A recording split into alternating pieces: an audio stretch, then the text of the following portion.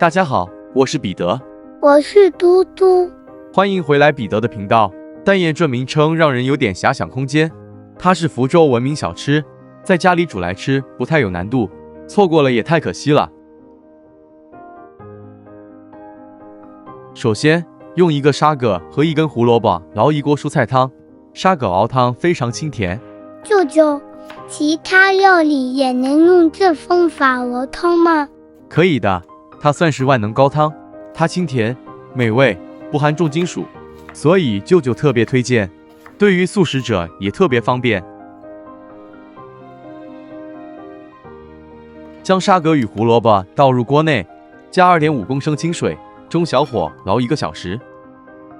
锅内倒入100毫升食用油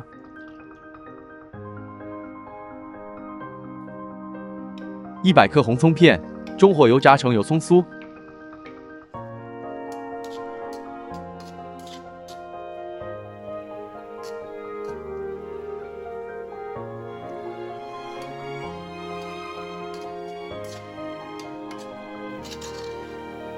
油炸至金黄色后盛起，摊开散热。这油还用吗？要的，降温后还要用。大碗里倒入300克木薯粉，200克普通中筋面粉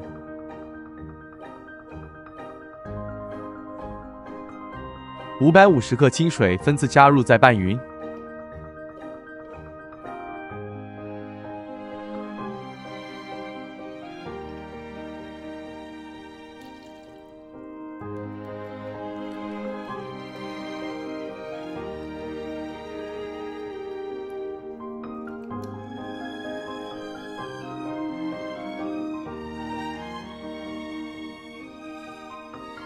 1小时盐调味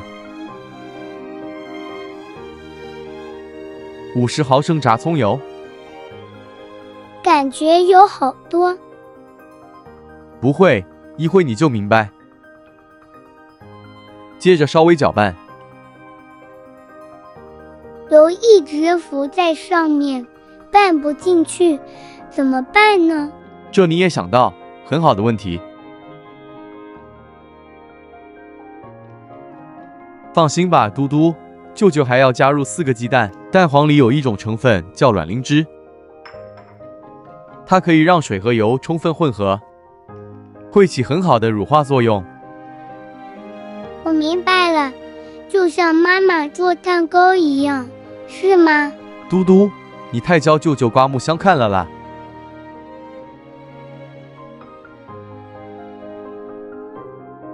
嘟嘟，看吧，轻易的就混合了。卵磷脂太强了。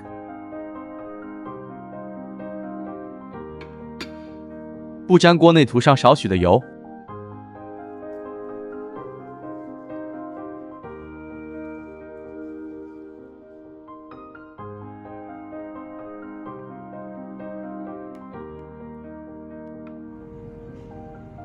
烧入1大匙粉浆，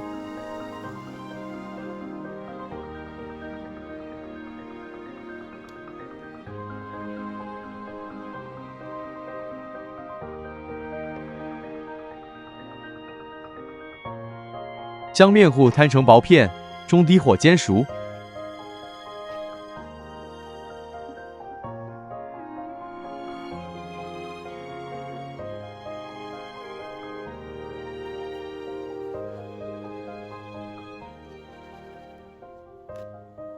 煎至两面微黄后起锅，待凉备用。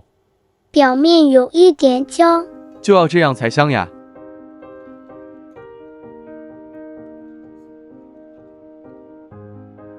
一直重复至完成。糟了，锅子忘了涂油了。不需要了，第一次涂油后，接下来都不需要了。你知道为什么吗？我想想，是因为粉浆里有足够的油，是吗？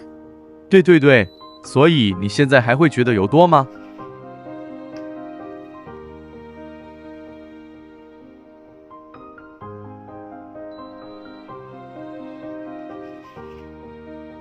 嘟嘟，你看，这些都是煎好的。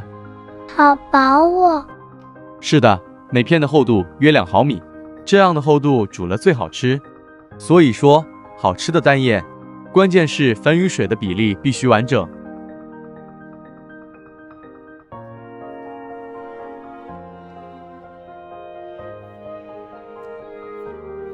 将2至3片面皮卷起，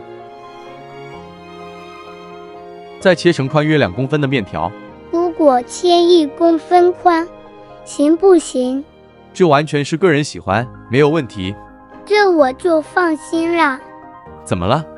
因为嘟嘟嘴巴小小了，太宽怎样吃呢？嘟嘟，你想多了。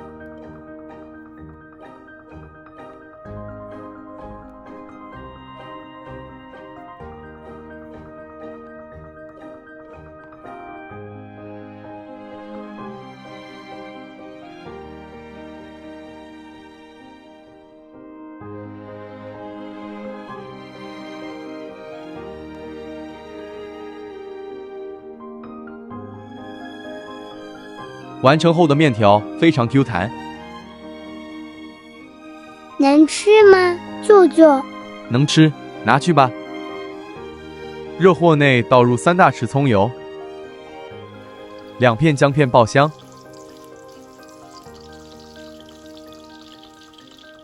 ，30克蒜末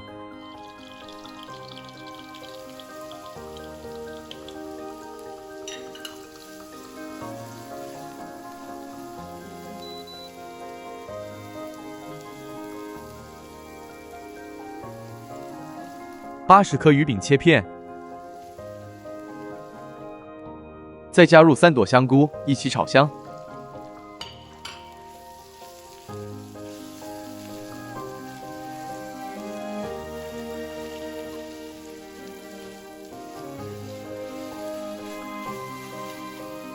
250克大白菜，大白菜性寒，担心老人或小孩受不了，所以舅舅才加了2片生姜。谢谢舅舅。这大白菜有点硬，所以多炒一会。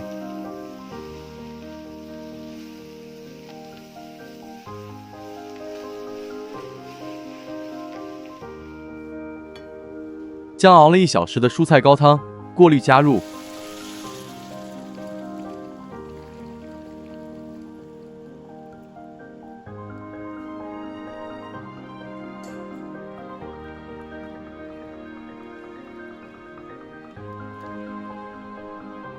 加入嘟嘟爱吃的鱼丸，太开心了。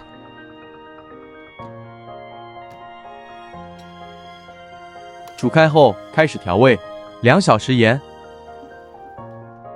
半小匙鸡精粉，口味因人而异，此部分还请自行调整。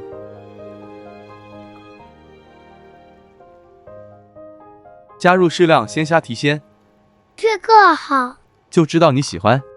瘦肉内加入1大匙木薯粉捉匀，为什么这样做呢？这样处理后的肉片特别嫩滑。接着竹片加入，一口气倒进去不就完了吗？不行，这样肉会成团。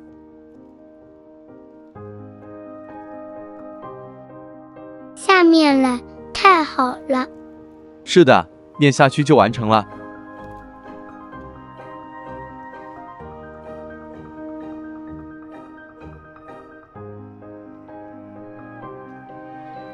熄火后再撒入青葱，香喷喷的福州蛋宴就完成了。